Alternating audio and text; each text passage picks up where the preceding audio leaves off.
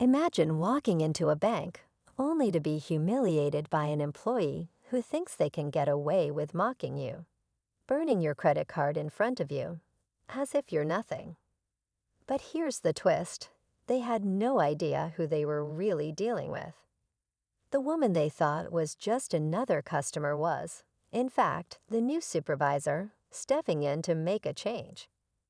What seemed like an innocent mistake was about to unravel into a confrontation no one saw coming. Little did the employee know, this incident would turn their world upside down. How would the supervisor handle the situation?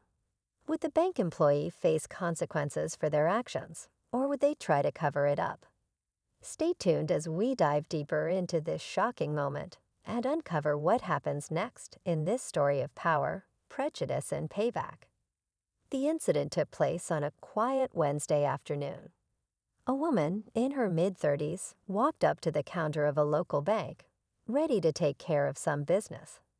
She was polite, calm, and completely unaware of what was about to unfold. As she handed over her card to the teller, she noticed a slight smirk on his face, something that felt off, but she didn't think much of it. Without warning, the employee took her card and, as if it were a joke, lit it on fire with a lighter. The woman froze. Her heart raced as she watched her card curl up in flames. She hadn't said a word to provoke him. What was his motive? Was this an isolated act or something more troubling? The bank's atmosphere was tense, but no one stepped in. She realized then that this wasn't just about a card. It was about something far bigger. How would she respond? The woman stood still for a moment, watching the flames dance on her card. Her first instinct was to scream, but something deeper told her to stay calm. It was clear this wasn't a simple mistake. This was deliberate. The teller's smug expression only fueled her anger, but she knew reacting too quickly could give him an upper hand. She had worked hard to get to where she was, and this moment felt like a challenge, not just to her, but to everything she stood for. Her eyes narrowed as she took in the scene around her. The other customers seemed to shift uncomfortably, but none of them spoke up. The bank was quiet, almost eerily so. The teller, unaware of her growing tension, went on with his little show. She could feel the weight of the situation, the silence pressing in on her. No one had intervened yet, and that alone said a lot about the dynamics at play. The woman's mind raced. This wasn't just about disrespect. It was about power and control. Her position as the new supervisor had been hard-earned, and now she faced a test of strength. How would she balance professionalism with a desire to take a stand? What kind of message would this send if she let it go? As she stared at the smoking remnants of her card, she knew she couldn't let it slide. But confronting him would mean challenging not only the teller, but perhaps the entire culture of the bank. What had she gotten herself into? The seconds dragged on, each one heavier than the last. The woman stood frozen, her eyes locked on the now smoldering remains of her card. The teller, oblivious to the storm he had just stirred, casually tossed the charred piece of plastic into a nearby bin. The smugness on his face was infuriating. She could feel the weight of every set of eyes in the room, some curious, others hesitant, but none dared to speak out. Her hands clenched into fists as the realization hit her. This wasn't just a careless mistake. This was a statement. He had mocked her not just as a customer, but as a woman and as someone who would soon be in charge. The thought sent a wave of determination through her. She would have to be strong, firm, and precise. But how could she confront him without jeopardizing everything she'd worked for? The silence in the bank grew thick, broken only by the sound of the teller's indifferent humming. She couldn't back down now. Her position as the new supervisor, her authority, was on the line. But what kind of retaliation was she willing to take? She glanced at the security cameras overhead. Was this being recorded? The thought of publicly humiliating him crossed her mind, but something told her that wouldn't be the right move. The bank had a reputation to maintain, and it wasn't just the teller she had to worry about. It was the system, the culture that allowed this kind of behavior to go unchecked. Her heart pounded as she took a step forward, feeling the eyes of everyone in the room shift toward her. She could feel her voice catching in her throat, but she forced herself to speak, her words sharp. What just happened here? Her tone was calm, but the weight of her question was clear. The teller's eyes widened for a brief moment, as if startled by her voice. He quickly tried to recover, stammering an apology. But it was too late for empty words. The woman stood tall, knowing this wasn't going to end with a simple conversation. It was about to escalate into something bigger, something that would expose the cracks within the bank. What would she do next? The tension was unbearable. Just as the woman was about to demand a full explanation, the bank manager, who had been watching from a distance, stepped forward. The air seemed to freeze. His sudden appearance was unsettling. "Is there a problem here?"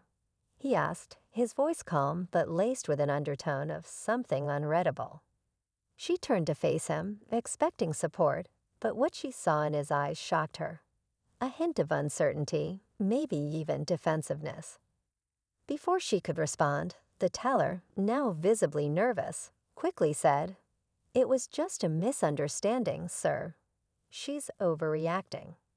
The words hung in the air, dismissive and condescending. But the woman wasn't backing down now. Her pulse quickened as she realized something even more disturbing. The manager didn't look surprised. In fact, his reaction seemed rehearsed. "Maybe we should take this into the back office," he suggested, as if trying to brush the whole thing under the rug. His sudden intervention felt off, like he was more concerned about avoiding a scene than doing what was right. Her instinct screamed that something bigger was at play. This wasn't just about a disrespectful teller anymore. There was a deeper issue within the bank's culture. Maybe the manager had been complicit in turning a blind eye to behavior like this. Or worse, maybe he was trying to protect the teller because of his own connections. She could feel the walls closing in as the tension mounted. What was this manager hiding? Why wasn't he taking her side? Every fiber of her being told her to keep pushing forward, but she knew this could escalate in ways she wasn't prepared for. The stakes had just been raised, and she was about to dive into a fight she hadn't anticipated. How far would the corruption run? What would it cost her to uncover the truth? The silence between them was suffocating, and every second felt like it could bring another shocking revelation. The tension in the room was unbearable as the manager stood there, his eyes shifting uncomfortably between the woman and the teller. She could feel the weight of his gaze, as if he was waiting for her to back down, but she wasn't going to give in. She took a deep breath and said, "No, we're not going to the back office. I want this dealt with here, in front of everyone." The manager opened his mouth to protest, but she raised a hand to stop him. "What are you really trying to hide?" she asked, her voice steady but full of authority. She could see the manager's face tense up, and for a moment, she thought he might crumble under the pressure. But then something unexpected happened. The manager took a step back, his face shifting into something almost resigned. "You don't know what you're asking for," he said quietly. The woman's heart skipped a beat. The tension was escalating rapidly, but she refused to back down. "Try me," she replied. That's when the bombshell dropped. The manager, now looking guilty, pulled out his phone and showed her a message thread. It was clear. The teller had been given orders to undermine her the moment she started her new role as supervisor. The bank's leadership had been aware of the employee's behavior, and worse, they had turned a blind eye. They wanted to see if she could handle the pressure, and this whole scenario had been orchestrated to test her. The revelation hit her like a punch to the gut. The system was corrupt. The teller had been a pawn in a bigger game, and the manager was complicit. Her pulse raced as she processed the betrayal. But just as the pieces started to fall into place, the teller's expression changed. He wasn't as confident as he had been moments before. His face twisted into something darker, and he muttered something that caught the woman off guard. "You think you've won? You're just a cog in the machine. This won't end well for you." The manager's eyes widened at his words, but before anyone could react, the teller turned and rushed to the back of the bank. The woman was left standing there, stunned, with the weight of the entire situation crashing down on her. She had uncovered the truth, but it had come at a cost. What would she do now? Would the manager's hidden role in all of this be exposed? Or would the bank's twisted culture swallow her whole? The tension in the room remained thick, and the final twist left everyone questioning. Was this really over?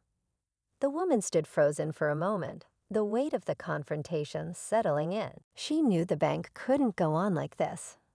Hidden agendas and unchecked behavior weren't just damaging, they were dangerous.